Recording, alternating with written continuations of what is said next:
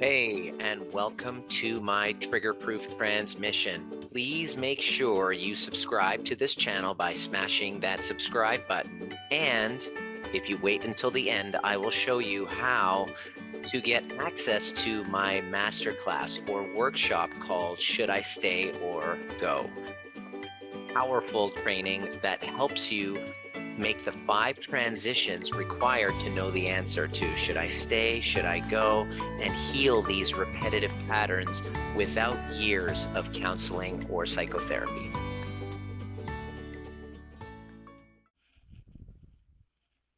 Namaste, my dear friends in the Trigger Proof community on YouTube, as a replay, wherever you are, whatever time of day, whatever year this is. Right now it's 27th of May in the year 2021. You might be listening to this 5 years down the road. I have no idea. Regardless, I want to welcome you. This conversation that I am having today, the topic today that I wanted to share on this transmission came from a Clubhouse, came from an interview that I did. Wasn't really an interview. I have a Clubhouse chat with my good friend Dr. J.C. Dornick every Wednesday morning, 10 a.m. Pacific time, 1 p.m. Eastern time, called Truth Bomb. And if you're not on Clubhouse, make sure you join. If you're, I do a couple of rooms there. Friday at 1 p.m. Pacific time in Canada or in North America, which is 4 p.m. Eastern time. I also do a Clubhouse chat with Dr. Russell Kennedy on the Mangxiety Show. It's called the Mangxiety Show. It's not just for men, but it's for men dealing with anxiety issues and mental well-being, relationships, that kind of thing. And yesterday's Clubhouse chat was really interesting because we were talking about the dark side of going after success and positivity, and there's a dark side to chasing success. You know it, I know it, we all know it. It's not a big revelation, but this gentleman jumps on. He's a law of attraction teacher. He jumps on and he said, yeah, I teach people law of attraction and manifesting, and number one priority is to feel good.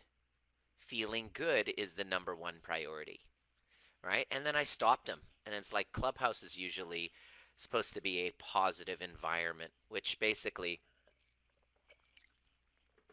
means, you're not going out to try to tear people down. But since this was a subject that I hold very near and dear to my heart, this positive thinking, law of attraction, our thoughts create our reality. And if we think positive, we're just going to get positive things. If we think negative, then we get negative things. And the whole purpose of life is this pursuit of happiness and success. This is our inalienable right, according to the United States Declaration of Independence, isn't it? Ben Franklin, life, liberty, and the pursuit of happiness. It's your inalienable right, is it not? So we are encouraged to pursue success and pursue happiness. And he said, yeah, I help people in this field, and I do law of attraction, and I coach people, and the number one number one priority is to feel good. I jumped in and I said, with all due respect, sir,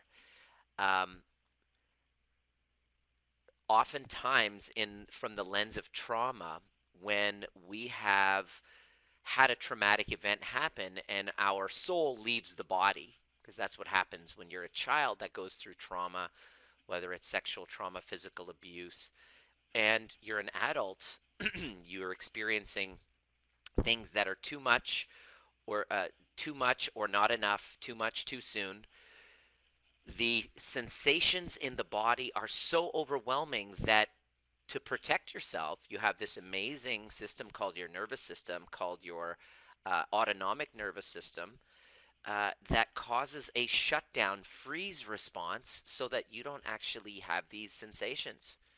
because it feels horrible. And because they feel so horrible, I can't keep going through this. So in order for me to survive this horrendous experience, I have to leave my body.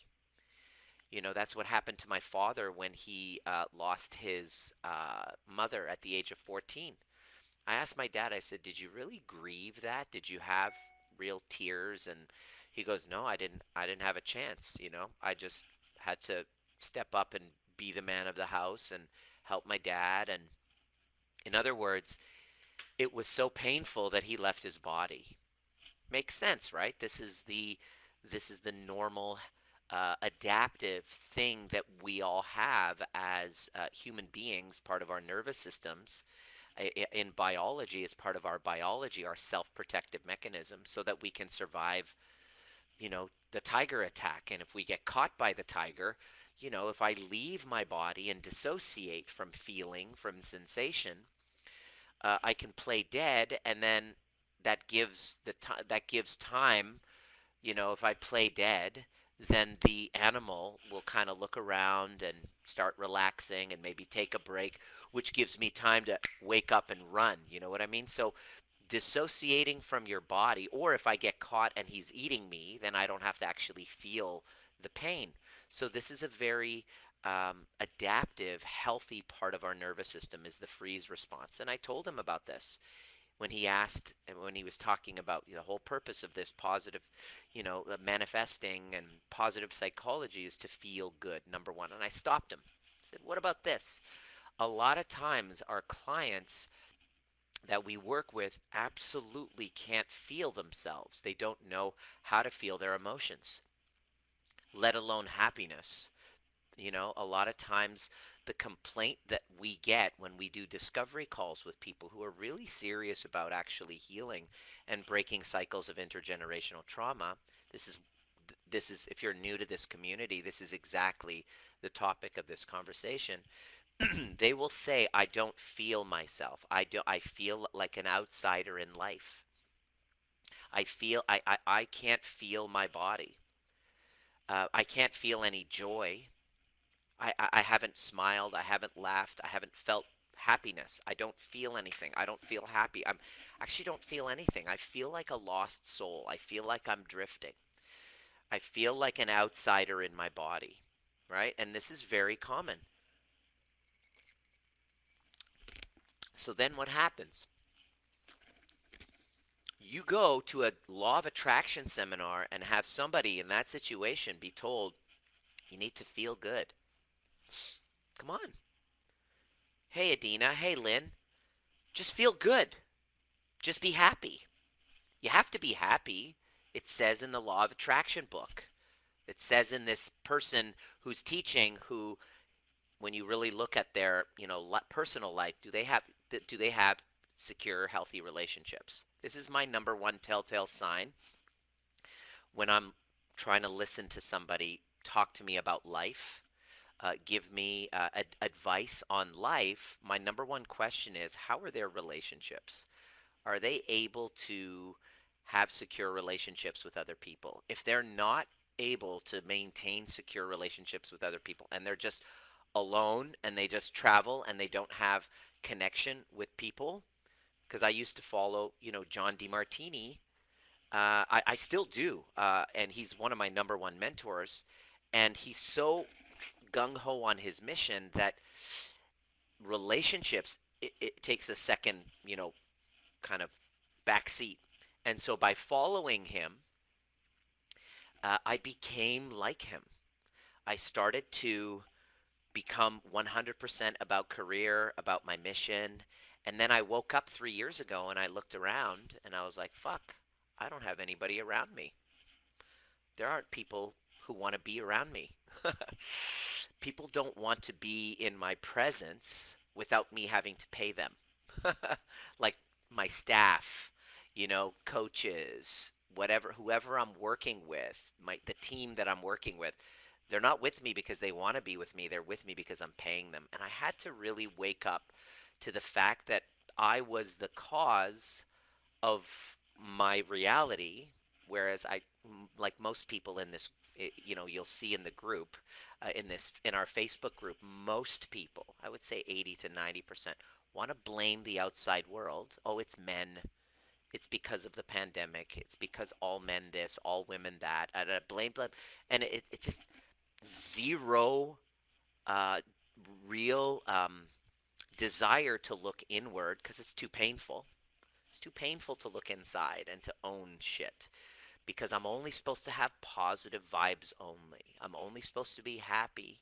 I'm only supposed to, and I'm going to exclude everything that doesn't make me feel good.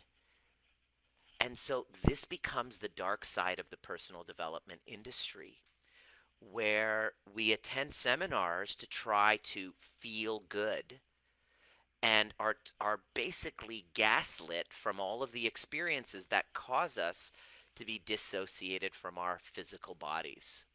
And then when we can't feel anything because we're just like empty inside, you go somewhere and you're told you got to feel good. It's the number one priority to manifesting. You got to feel good. What ends up happening is that creates an invalidation, a self invalidation, gaslighting yourself. And what happens is you come home and you end up feeling worse. Just spoke to a very dedicated lady and her husband yesterday. She's a chiropractor and an MD. She's not just a chiropractor. She's also a real doctor. She's an MD and left medical practice and became a chiropractor, and he does all these seminars. Highly intelligent, beautiful person. But after each of these personal development seminars, she comes back feeling worse. Why? Aren't they supposed to give positivity and happiness? Isn't that why you signed up in the first place? Is it not? Does that not make sense? Does it not make sense that ever since you were born, you were told, what's your purpose in life? It's to be happy. My purpose is happiness. My purpose is happiness. My purpose is to be happy. If I make or happy or successful, and if I'm successful, then that'll make me happy. So happiness and success become this aim, this chief aim in our lives. And the dark side of all of this, I mean, I am not averse to achieving great things in my life. I've achieved great things in my life. I've achieved, I have it right now in this moment. I have the deepest sense of fulfillment in my heart that I've ever felt in my entire life. I'm not against fulfillment. I'm not against achieving great things. I'm really proud of the things that I've achieved, right? So what is it that I'm actually saying? What is the if this might sound confusing to you, but Nima, I thought that, I was supposed to have that ever since I was a child. Be happy, smile for the camera. You better not pout, you better not shout, you better not cry. I'm telling you why. You got to be good, you got to be happy. It's been unconsciously dropped in to our reality ever since we were a child. And when reality shows up, which reality has two sides, pleasure and pain, light and dark, there's a light and a shadow. There is comedy and there's tragedy. There's support and there's challenge. There's there's grief and there's relief. There is elation and then there's depression. There's pride and then there's shame. You have two parts to you. In every moment, when you look at that planet right there, half of the planet in each moment is bathed in light and the other half is bathed in darkness. Human beings are one of the only species, and it's normal to seek pleasure and avoid pain, right? This is what we do in our animal instincts. But in our divine selves, if you truly want to expand and grow spiritually into our divine nature, which is really our purpose on this planet, really, it's not to be happy. It's to expand in our connection to our divinity. And your divinity includes your darkness. It includes your shame. It includes your guilt. It includes your depression. And the more you seek happiness and success, the more resistance you feel to your current reality, causing you to then invalidate your current reality, which is a form of self abandonment, which is the cause of intergenerational trauma. Ever since you were a child, when you've had negative emotions like anger or sadness, and your parents observed that, and that brought up their anger and their sadness and their feelings of guilt because, oh my gosh, my child is sad. What they're going to do, because they have complete unawareness of themselves, their physical body, their triggers, their intergenerational traumas, what happens is we download that to the child and we say, no, no, no, no, no, don't cry. Don't cry. Be happy. You should be grateful. Right? And I get it. It's a very loving thing to teach your children gratitude. Right? It's loving to encourage them to towards something that's fulfilling within them. But I think that there's a missing piece that I really want to kind of awaken you to. Is this resonating with you at all, or what feelings are coming up is my question. Go ahead and write in the chat box. It's really helpful because I like, speaking to groups of people, and it's more of a two-way conversation. So talking to a camera and not having any feedback can be a little bit challenging because I like to know if this is landing for you. Let me know if this is landing. The question is, what do we do? Well, where does it come from? Well, this consistent, persistent invalidation of our feelings comes from childhood. And I understand. I have an 8-month-old son, and when he starts having a tantrum or a fit and a sadness, I feel myself wanting to fix it because I'm making his emotions mean something about me, that I'm a bad father, right? And so immediately, because of my inability to handle my emotions of being a fucking failure as a dad, I'm going to turn around and I'm going to say, no, no, no, stop crying, which then invalidates the child. The child then says, okay, so I'm having these emotions and you're reacting to them. It's not safe to have my emotions. My truth must be incorrect. My truth must not be valid.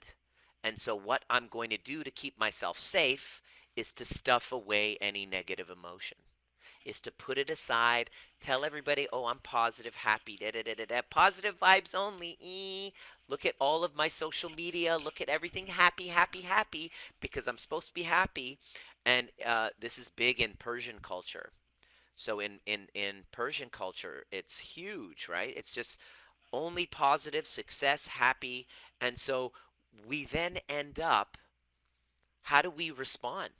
What's the normal, healthy way to respond to this constant invalidation of half of yourself? Well, what you do is you take all of those negative emotions like guilt, like shame, like depression, like sadness, and then you lock it away, pretending like it doesn't exist.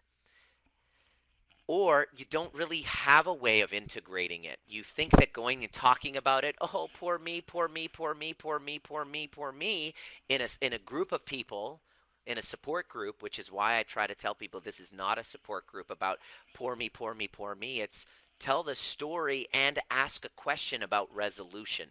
It's not about validating your poor me victim story without a specific agenda to actually, number one, feeling seen and heard is incredibly important, and then taking responsibility for driving the bus in the situation, getting out of that story, in it, like integrating that story, bringing it within you rather than pushing it away from you in the past and pointing fingers.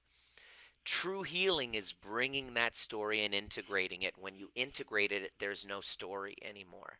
And I'm going to explain what integration means in a little bit. Um, but what happens is we take all of these sad, dark, negativity that's a part of us. It's part of who we are. And then we stuff it away in a corner. And we say it's not appropriate. And that becomes what Carl Jung calls your shadow, right? So then you do this personal development. Oh, law of attraction, positive, positive, positive, positive, positive, positive. And what happens is you have these moments of elation, but then the truth is the fact that you still have a shadow. The shadow's not gone anywhere. And after you've tried to hide from this shadow and gone into the positive thinking and success and positivity, within a few days, once the dopamine of all of that, it's kind of like a cocaine party. The high of all of that wears off, you come back, and then boom, you have this horrendous crash because the shadow has not left you. In fact, it's gotten even stronger. It actually has expanded on the invalidation, the self-invalidation. And what do we know about intergenerational trauma? It is a persistent self-invalidation. Invalidation and betrayal of the self in service of approval, in service of safety, in service of getting our emotional needs met. Even if your parents were together and you didn't get physically harmed, doesn't mean you didn't experience trauma as a child that has you leave your soul leaving your body, and you feeling this sadness going around, everyone going, "What's the matter? Why are you so sad? You shouldn't be sad. Just be happy. Just be happy. Just just keep affirming that you're positive and you're happy and everything's going to be great." And I'm sorry to tell you that this is not, if you're here in this, and you're new in this group and you're here to learn how to heal, and you think that healing is part of that, then you're in the wrong place. How can I tell? I share some of my these findings, and people lose their shit. So this positivity feel good guy in the group, when I told in the Clubhouse chat, when I told him that um, positive thinking, law of attraction stuff is often an invalidation for our shadow selves, which just want to be held and seen and heard, and give permission to not feel good sometimes. He turned around and he said, "What you just did was invalidate me." And then he left the group. He left the conversation. And I was just sitting there. We were all like, and then it was like, okay, so Mr. Positivity, Mr. Positive Thinking, this is the other side of it. The big blind spot of the positive thinking is that how many times have you been like, "No, positive. Just be positive. Quit being so negative. Quit being so negative. Get negative people out of here. We're supposed to be positive. Fuck all the negative people. Fuck you for your negativity." It's like, can you see the irony here? Does that make that's what he did. He's like, "You're invalidating me," and it's like, boom, he's gone. Well, of course he's gone. If I'm in a situation and I have the fantasy that I'm supposed to feel good all the time, and the whole point of it is feeling good, then when I have a conversation with another human being which might disagree with me, I don't feel good. So what am I going to do? I'm going to be like, "Fuck off. I'm out of here." Boom. Which is why I was like, I wonder. I looked him up on, this is what I do for anybody who is giving relationship advice with people. This is what I do. People in this group, there's 6,500 people to moderate, and I don't want shitty advice giving out there. So whenever I see any one of you posting advice about relationships, of what you think should or shouldn't happen based on what their story is, I immediately click on and I see your pictures in Facebook. I look and see. You can tell somebody's values by looking at their profile photos. And most times, the people who have all the most sage advice for relationships, what the person should or shouldn't do, literally, I'll say 19 times out of 20, that person has no evidence of a real healthy relationship. That's my core kind of. That's why anybody who's teaching law of attraction, personal growth, personal development, a true test of somebody's personal growth and development is how they are in their relationship. How authentic they are. And he, of course, he didn't have any evidence of a relationship, a family, none of that. But he was all about positive thinking and feeling good and teaching people about that. And as soon as I confronted him, boom, he was out. He was out. "You're invalidating me. You're being negative. Boom, fuck off." He didn't say fuck off, but he basically fucked off. And basically, that's the downside, the dark side of the positive thinking movement is that they're not able to be when you create this one-sided fantasy, you're not able to be with half of yourself. You're not able to be with half of yourself and love all those parts of yourself. You think you love yourself. Everybody loves the light part of ourselves, but have you really looked at your shadow and loved them? I see some of you here are like, I love myself. I love myself. I'm like, you love the half of yourself, but you don't love your whole self. How do you love your whole self? Well, this is where we get into the work of Dr. Carl Jung, which is a lot of the foundation of a lot of what we teach in our programs, in our programs to help people actually take responsibility and heal. Heal. Healing requires whole. Healing means wholeness. Healing means to get whole and complete. And to get whole and complete means this half of you that you've been running away from with all your fucking positive thinking bullshit needs to be rescued, needs some fucking attention, needs some love.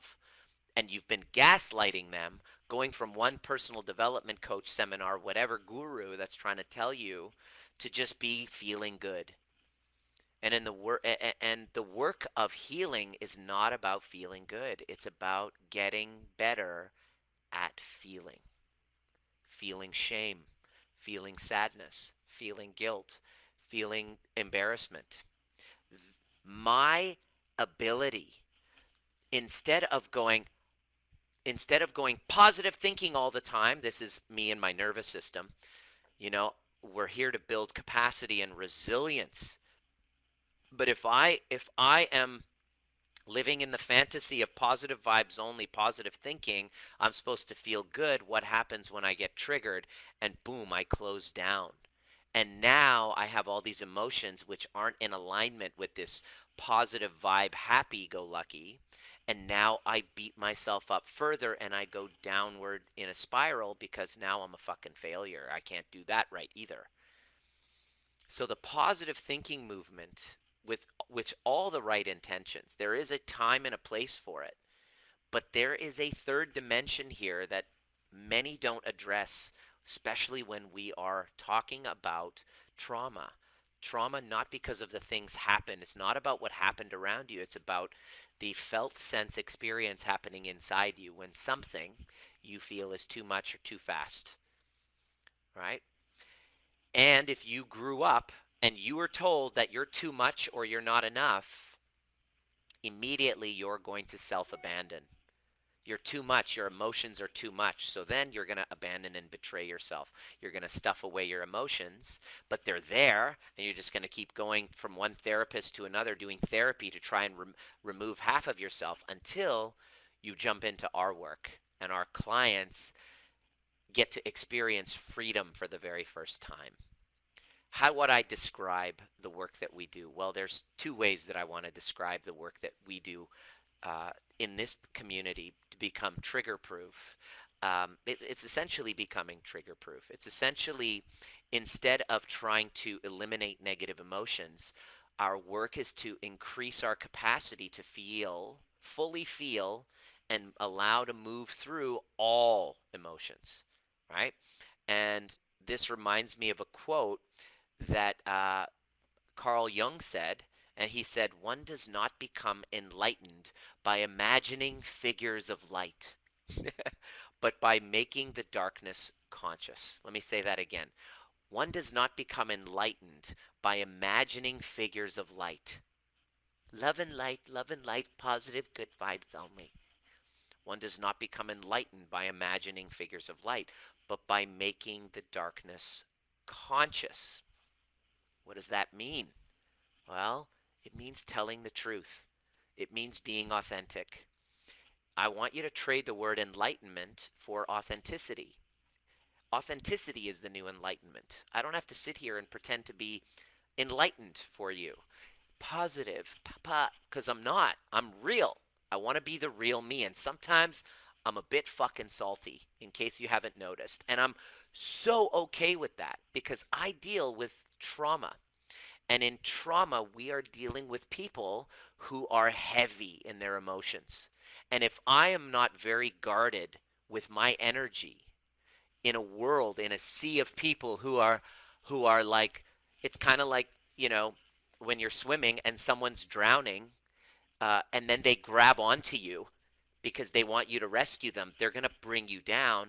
When we're working with trauma, this is exactly how it is with our clients. So we're very, very picky as to who we let into our container, because we want people who are ready to take responsibility, not excuses. The second that the excuses start coming up, it's like, oh my gosh, this person is not ready to swim on their own and they're going to exhaust us. And those people, that's okay. Those are for the support groups, the support workers. Hire a social worker. Go completely, continually tell your story again and again and again. You might not be ready. You might need someone to just validate you for a while, and that's okay. This community is about, all right, here's how you know. Okay, I've been doing the positive thinking. I've been doing the therapy. I've been doing all of it, and it's got me. Okay, I have some awareness, but now I'm sick and tired of my bullshit. I'm actually ready to transform this positive thinking, love and light bullshit, and I actually want to become a real human being who feels safe in their own skin, light or dark skinned. Oh, that's a great analogy. In my light, in my dark, in my shame and in my pride, in my guilt and in my innocence, in my support, in being supported and being challenged. If you're unable to handle, if because you're so into positive thinking, or you're at the level of trauma which is really fresh, that you're not able to handle critical feedback, critical feedback, that you're so in that space that things are so fresh that you're not ready to have somebody kind of lovingly, kind of like a big brother, uncle, kind of like a loving, like divine masculine father that's not just going to be supporting. It's just like, no, presence, understanding, yet giving you some difficult feedback that might not feel good. If you can't handle that, then go to the positive vibes only support workers, which will help you. It's kind of like getting like another hit of cocaine. You get that support, but then you haven't eliminated the darkness yet. What we do is about transforming our relationship with the darkness, with the shadow piece, not trying to eliminate it, but to integrate it, to bring it in, to bring it home. It's called shadow work. I call it dancing with your dark passenger. This is the thing that, and to do it in a community of people is very powerful, because imagine a group of people all admitting that they feel like a failure sometimes. All admitting that we have self-doubt. Oh, I feel self-doubt. Oh, but I'm supposed to have positive vibes only. No, you're here to learn how to dance within your self-doubt. That's resilience. This brings and change your lens from seeking support, happiness, positivity, success, whatever, completely change it to another aim. This reminds me of a quote by Viktor Frankl from the book Man's Search for Meaning. I highly recommend you read it. And this is really what it's all about right here. He says, don't aim at success. The more you aim at it and make it a target, the more you're going to miss it. For success, like happiness, cannot be pursued. It must ensue. And it only does so as the unintended side effect of one's personal dedication to a cause greater than oneself. You mean I gotta take my focus off myself and my own feelings all the fucking time of positivity and feeling good, and put some focus and lens on a personal dedication to a cause greater than oneself? Oh, mind blown. Or as the byproduct of one's surrender to a person other than oneself. Happiness must happen, and the same holds for success. You have to let it happen by not caring about it. Wow! I I fall I start weeping sometimes when I read that. I read it often. We aim putting my sights when I realized when the first half of my career I put all of my sights on happiness and success. And when I was 35, I got it with by all kind of external definitions. I had $1 million chiropractic practice. Could boast about. I felt pretty good about. Yeah, I'd compare myself to my colleagues and be like, "That's right, I'm better." Tick that box off. Okay, what else did I have? I had a BMW. Tick that box off. I had a trophy wife. Tick that box off. I should be happy now, huh? That was the beginning of my demise. And that demise has been continually going until only a few years ago when I started crawling it out, when I realized it's really not about my happiness. Happiness, sadness, it's really about living my life according to something that's meaningful. Helping people break the cycles of this intergenerational trauma that's working out in their family systems right now. Like, for example, this woman I met who's from a cult, kind of like a little Mennonite type of. It's called, it's like a kind of a little cult.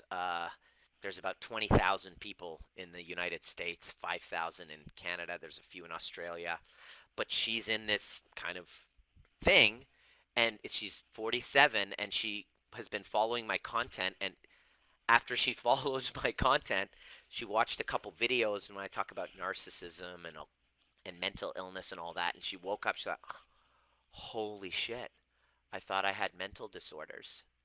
I thought I was told I was in the doctor's office, one diagnosis after another. I realized I just had trauma because I've been raised in a cult.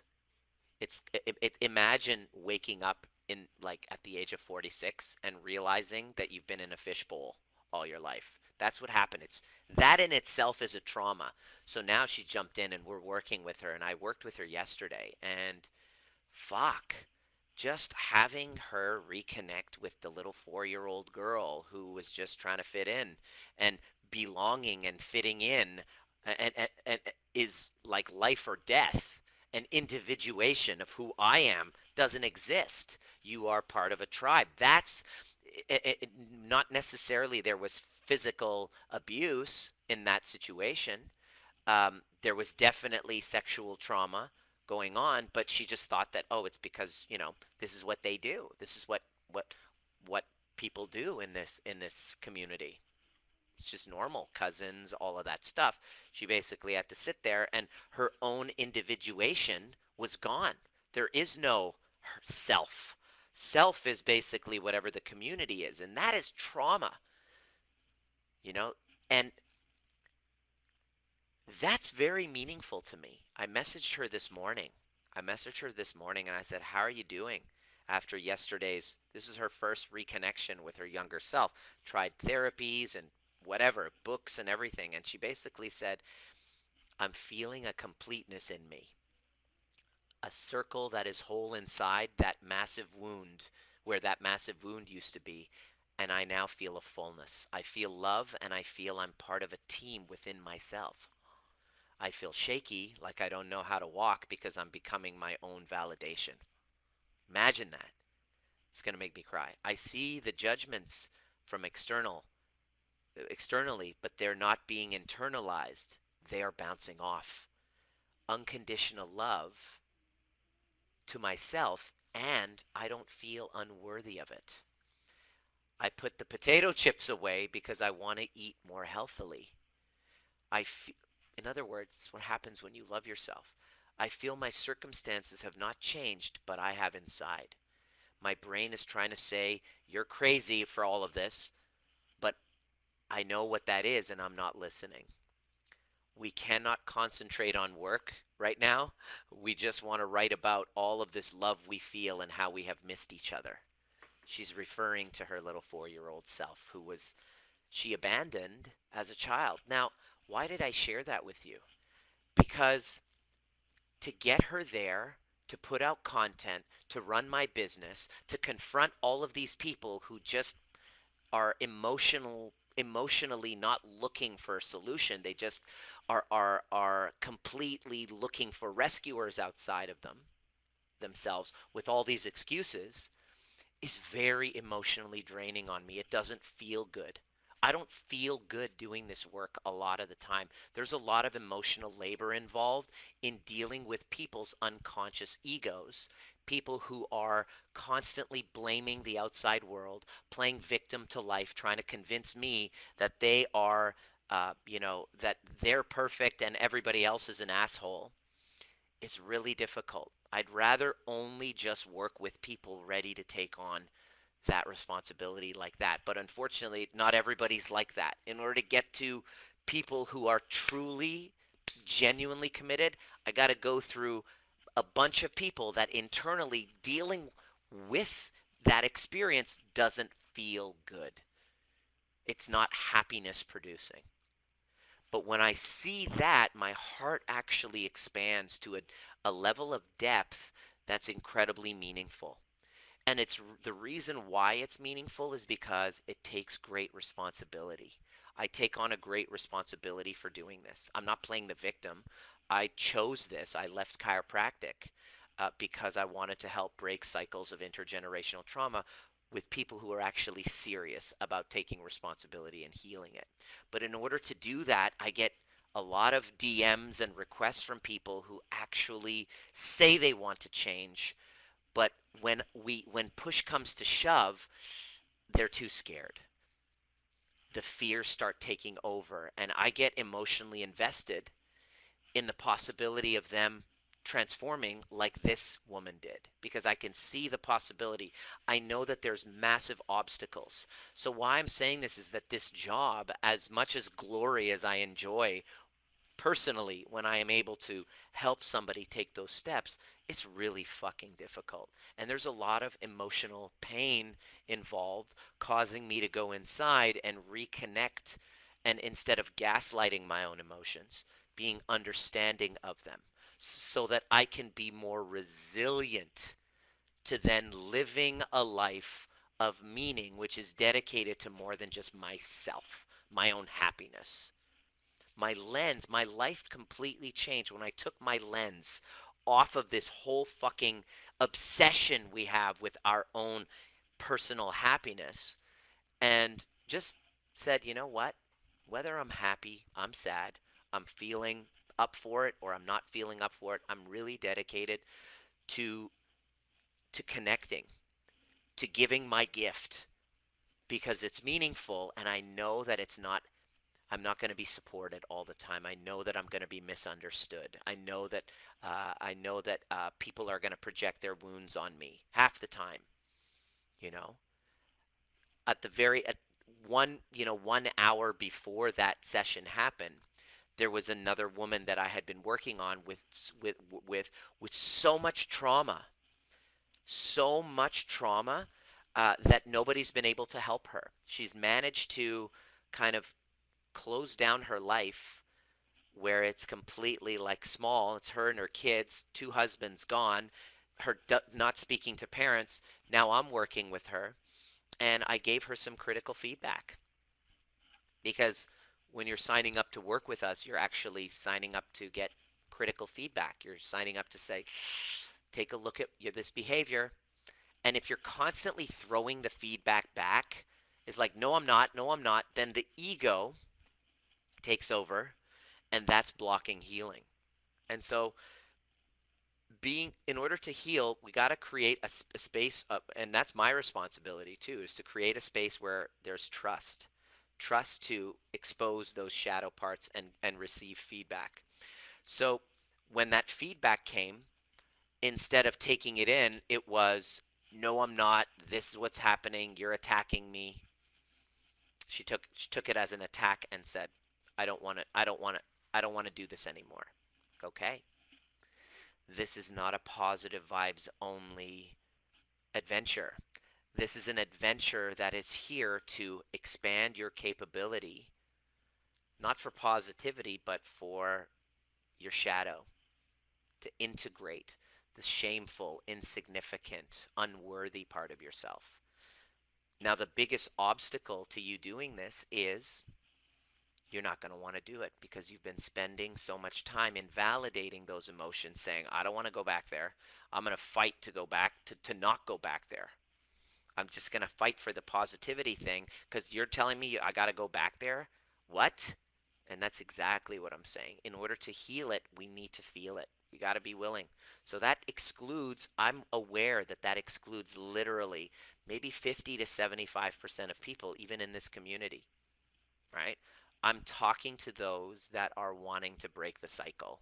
I'm talking to those that are ready to look at all of those experiences growing up that have now become in your body this chronic state of gaslighting your own emotions and not giving permission, and to learn how to change your relationship with the self that we lost a long time ago because we needed to belong or to fit in. I'm giving an extreme example of being in a cult, kind of growing up in a cult, and I'm not saying you grew up in a cult, but there's a less uh, it's a spectrum, and you grew up in a culture. I mean, the root word of culture is cult. So what was in your culture? In my Persian culture, there are a lot of conditionings that I was raised in. How about you? How about in your religion? What was appropriate and what wasn't? What emotions were appropriate and what weren't? We work with a lot of religious people and help them restore their faith in whatever divinity they have. It doesn't matter. We have like 5 religions in our community, 5 religions represented, including atheism, Baha'i faith, Christian conservatives, Muslim, Hasidic Jewish, all of them, everybody's welcome. Baha'i, everybody's welcome. And what we do is we kind of help you kind of untangle from the enmeshment of all of these conditionings that have you invalidating your truth, invalidating your emotions, invalidating your grief and your sadness.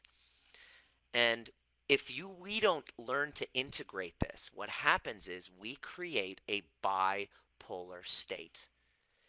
The more addiction we have towards this one-sided magnet and seeking happiness and success, the more bipolar we become, because we seek the happiness and the high, but then we beat ourselves up when we come down. And literally, I would say, I'm not using this as a medical diagnosis. I'm saying that the majority of our clients that come and see us realize the bipolar nature within themselves. Some of you have been diagnosed with bipolar. We don't treat bipolar, we just show you why your bipolarness completely makes sense. Because you're denying half of your truth. And you keep facing it, and when you see it, boom, you crash. There's a better way. And it involves learning how to become trigger proof and expanding your capacity for all of your emotions. How do we do it? Well, we do it with a tribe, within a community, so that you can see that you're not alone. And we also have one-to-one sessions as well, because quite frankly, even though I'm going to tell you this tomorrow, you're going to forget. This happens. It takes a good 3 to 6 months for this to really land in your body. Because right now, what I'm telling you will probably make sense here. You're like, oh, yeah, Nima, you totally make sense. But then 24 or 48 hours later, the programming is still running in your body. So it's not enough for you to actually just watch a YouTube video. You got to actually show up and do the work. Showing up, and what does doing the work mean? It means leaning into shit that you just don't want to lean into and you wouldn't lean into on your own, because you're spending fucking 90% of your time trying to run away from uncomfortable emotions. And that unfortunately makes us less resilient to the truth of life. The truth of life is fucking challenging. It's scary. It's anxiety producing. We have COVID going on. We have relationship conflicts. The less, the more positive vibes only I am, the less um, capacity I have for these negative emotions, the more reactive I become, the more childlike I become, the more black and white I become, the more bipolar I become. Look at my son. He's a fucking bipolar narcissist. He's 8 months old. Dominic, I know you're going to be watching this 10, 20 years down the road. I mean this with all love, you know. Emotions will go up and they go down. But my commitment to you, Dominic, is to let you know that all of your emotions are welcome. All of them are valid. All of them make perfect sense. No part. You don't have to get rid of half of yourself in order to love yourself. And the more positive thinking that we seek, we invalidate half of ourselves is the exact opposite of true self-acceptance and self-love. On the other side of this pursuit, you will have freedom. Let me know if this is landing for you. What was your biggest takeaway? Here's the offer. After every talk that I do, Facebook Live that I do, if you don't actually take action towards it, it'll just be very entertaining, and that's fine, and that's great. I'm here talking to the ones who are action takers. If you're actually ready to train and to learn how to increase the capacity of your, this is my new favorite toy, by the way, to increase the capacity of your nervous system to contain all of you, not just half of you, so that you can truly love yourself, not just say, oh, I love myself, well, only half of myself, then I encourage you to join us at the overview experience this weekend. This weekend right here. It is right in the chat box, right there. Boom. Click on that. Join us on Sunday from noon to 5 p.m. Pacific. That's 3 to 8 p.m. Eastern, and that's early Monday morning. Sorry, Aussies. It's worth it to wake up early and attend. We have people showing up from all over the world to learn how to take a trigger, and instead of going, I'm leaving because it's positive vibes only, to expand the space between stimulus and response and take that stimulus and we open it up. And in that overview experience, what I'm going to do, I'm so excited for those of you coming in. Um, we will go into the past and explore where these emotions and sensations come from, and we teach you how to self-resource, self-soothe, self-regulate through internalized co-regulation. And whatever it is that you're resentful for, that has been taking up time and space in your mind, creating baggage, I show you how to completely transform it within a matter of minutes. We take your trigger, well, hours, we take your trigger that happens in a matter of like a split second, and we expand it into 5 hours, and I show you how to unpack that. And this is what I love teaching. This is my contribution. It's my gift. It's not going to be well received by everyone, and that's okay, because if you're not a positive, you're not going to be, you're giving any critical feedback, I'm open to it. Just be, just request that you be respectful, because I don't really have to take it and listen if you're not going to be respectful, and I have no problem kicking you the fuck out of of this community if you're just going to start being disrespectful right off the bat because you got triggered and you're only into positive vibes only. Isn't it ironic that it's the positive vibes only, the positive thinking people that are the most negating of those who are in a different state in their nervous systems? I'm here to shed light on the fact that if we just start to view the humanity through the lens of the nervous system, we see how alike we are. We see how we're no longer victims of our history, but we can actually become a master of our destiny rather than having these unconscious complexes run our lives. Looking forward to, you know, teaching this over the next couple days, and those of you that are coming to the overview experience, I really can't wait. This is I get a little bit nervous, I get the butterflies, because people literally describe it as 10 years of therapy. 10 years of therapy in a matter of 5 hours, and I take that as a huge compliment, because one of my biggest criticisms is who are you to be teaching this stuff? You're not a therapist. You're not a licensed psychotherapist. And I'm not. This is the opposite of psychotherapy. It's different because If you follow the holistic psychologist, she'll tell you traditional psychotherapy is not working. It's really about learning how to become a self-healer, that you're the one to be the healer. You just need a guide. You don't need a hero, you need a guide to teach you how to become your own hero. Let me know if this was relevant to you. And not look the same forever. Energy work is needed at its own time for some. Perfect. Da da da. Access to healing tears. Perfect. Perfect. Perfect. We are so invalidate ourselves. Exactly. All right. Let me know what questions you have. Send me a DM if you're actually ready to completely transform this. And see you at the next perfect time.